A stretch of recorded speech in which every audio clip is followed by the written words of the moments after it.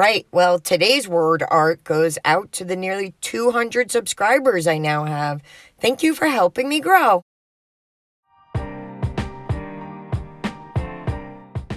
Hi, everybody. It is a Thursday afternoon. It is 12:30.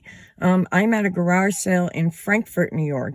And I believe there's going to be a lot of glassware here today. They did have an early bird, but it was at like 8 o'clock. And I was not doing an early bird. I just was an early bird today. So let's see what we find at 12:30. Let's go. All right, well, I came across these just inside the door. These are Alfred Meekin. They're the cockerel pattern, and they had $10 on them each.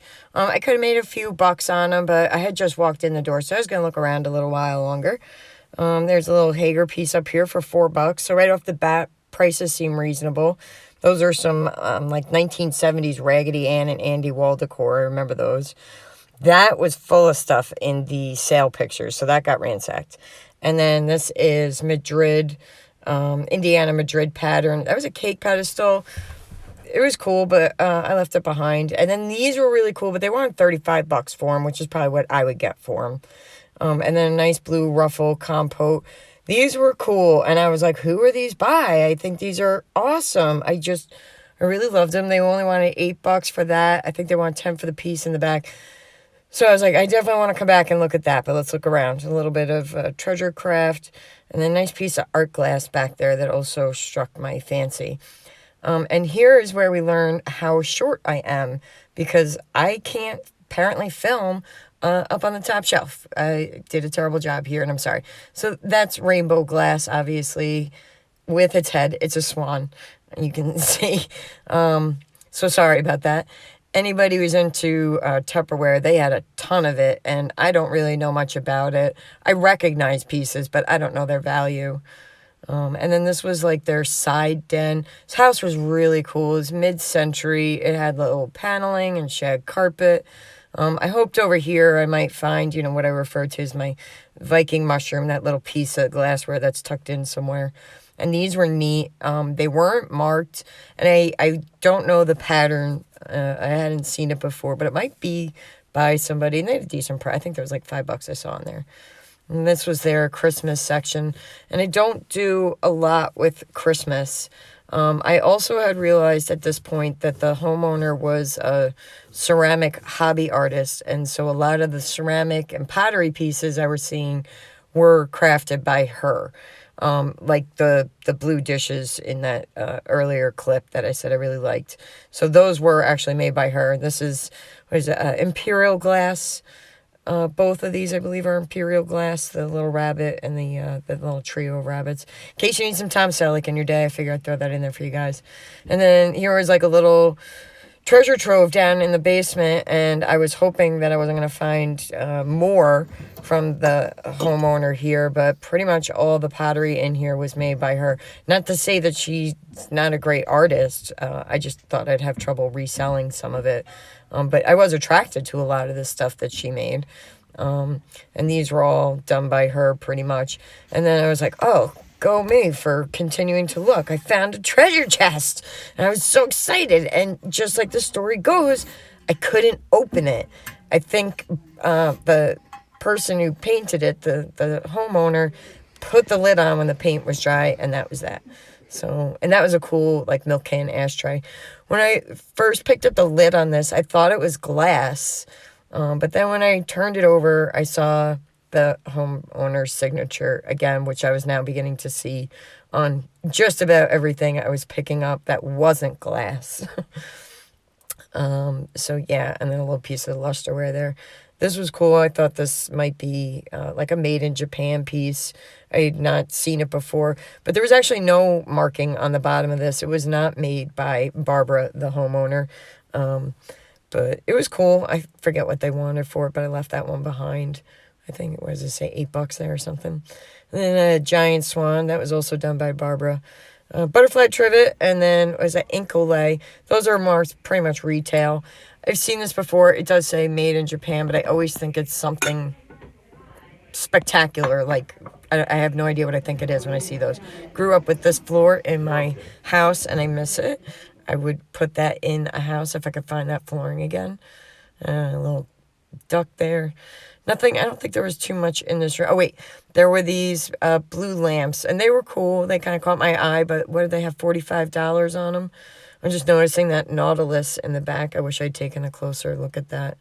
It was probably also done by Barbara, though, now that I think of it. So, probably good that I just left it behind.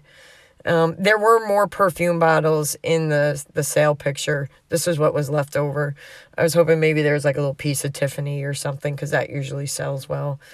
And then not much here, just a couple odd and end trinkets, nothing too crazy. A little trinket box here, just making sure it's not anything marked, but there was nothing on it.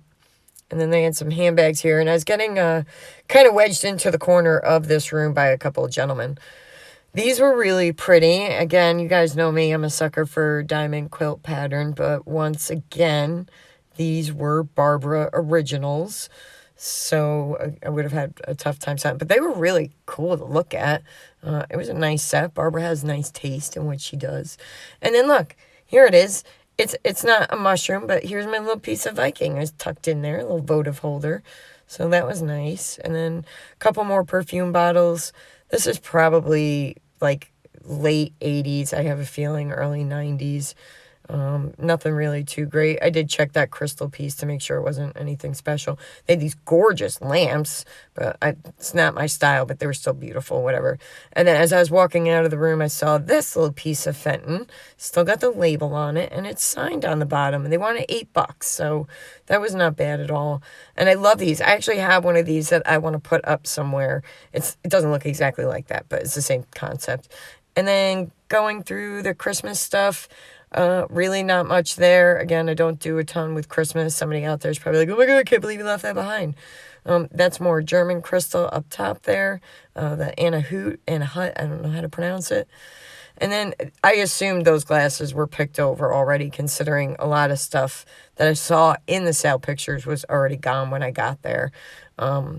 So I knew most of the goods were gone at this point. They had a little bit of milk glass, a little bit of brass. I remember my cousin's house having those brass plates when we were kids, and they thought they were fancy. Another piece, as I looked, was also by Barbara. Not that lusterware piece. Bedpan, if anybody needs it. They had that handy.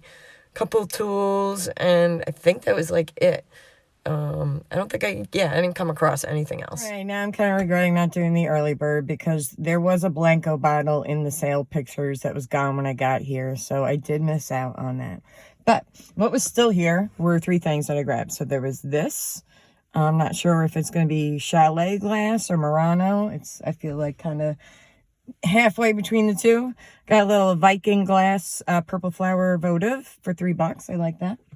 And then I got a little Fenton bud vase, Donna flowers signed on the bottom, and a little purple, like forget-me-nots or Speedwell, I'm not sure.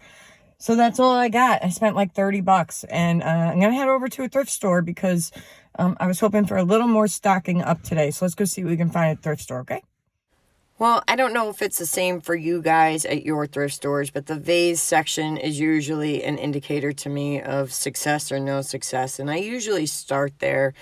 If I find something exciting in the vase section, I'm like, I know I'll find something else, but looking over things today, I was not really encouraged. What was cool was I have a similar piece to this, and I didn't know where it was made, and now I know it's made in China. So at least I solved a mystery for a piece, and I can list it now. And then again, this was like all FTD and Telflora kind of vases.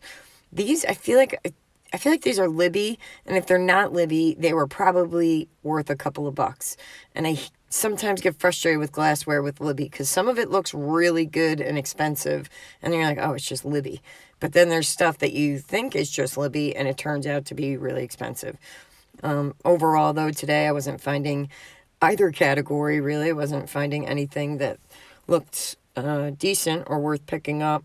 So I saw these down the bottom. I think I've picked them up before, but they're just like painted glass. They weren't anything. As I walked up to these, I was like, man, those are kind of cool. They look like they could be legit vintage. They look like they had some age. And then I turned it over and I was like, oh, but they're mass produced. So I left them behind, but they were actually really kind of attractive. And then, be honest, I was a little bit burnt out on pottery by the time I got there. But of course, there was like a whole collection of it for me to look through. And all of this was signed pretty much, except for like the first piece, was signed DB. And I did a quick look up to see if any of it was, known pottery, but I wasn't finding anything. Still, like, not bad work, honestly. I think this little piece was pretty, and this little blue and brown dish was kind of nice. But there was, I didn't know if I would be able to resell any of it. And the price was $1.99. I mean, not the end of the world if I had picked it up to try and learn more about it. This one had like an added flower to it, which was kind of cool. And then this one I saved for last, just in case it was the Cup of Christ that was at the thrift store. But it turned out it was signed DB, was not the Cup of Christ. These were cool. They are hand painted. They were Italy. When they $1.99, I could have picked them up, but as I was watching the video, I noticed one was chipped, so I'm glad I didn't. Here's some more top shelf filming for you, just reiterating that I'm short and I can't film the top shelf very well. So I'll just have to bear with me on that one. I'll try harder. Going over to the dishware, I thought this was something exotic until I got closer. It's like, that's the most tired piece of flashware I've ever seen. Thing is just like holding on for dear life. Just wash my paint off already. Let me be clear. There was really not much over here at all. And I do have a bunch of clear punch bowls that I still need to list and sell. And they take up so much room. So I was like, I'm not going to bother with any of that today. Even though there is a little bit of a market for it going into summer and parties and stuff. This was pretty. I knew I was going to be fooled by it the second I touched it. I forget what it was, but it was like a home and garden kind of brand. It was still cute, but a little photograph because I got to look. What else was over here? I don't think there was really much else over here. Oh, wait. There was this pedestal, but if you look, the adhesive was like super yellow. So, and then this caught my eye, and of course, like sometimes the cheap stuff just catches my eye. I'm like, oh, that's special. But that was a Narco. It was $4, and they sell for like $12. So I thought it was, something else altogether. And then this plate was kind of cool, but I didn't really feel like learning about it. I passed. This dog looked a little bit on the creepy side, not gonna lie. And then coming down here, the only other thing I saw was this vase, which I thought might be something special, and it weighed a gajillion pounds. Looking at the glaze application on the bottom, it looked crude, so I decided it probably was not by a known artisan, and I could comfortably leave that 50-pound vase behind. I did run over and check Christmas anyway, just because at this thrift store I have found things mingled in with Christmas because it's red, it's green, or in with Halloween because it's orange. Like I said, I have found orange depression glass mixed in with Halloween. This was just kind of cute. I like the color scheme on it, that little bit of off-white and the dark red. And then these I thought were cute, and I turned them over, and I was like, Temptations! Again! I don't know what the deal is. I'm not a fan of Temptations, but then I see a pattern, and I'm like, ooh, what's this little thing? It's frustrating. And this was, I think, the last thing I saw. It was a Capodimonte wall hanging. And from above, it didn't look that busted, but when I turned it on its side, I saw the missing petals. Okay, well, today was not in the cards. I got nothing in the thrift store, so nothing to go over there, just the 3 items. So I guess that means I just got to do more shopping, like over the weekend or something, so stay tuned.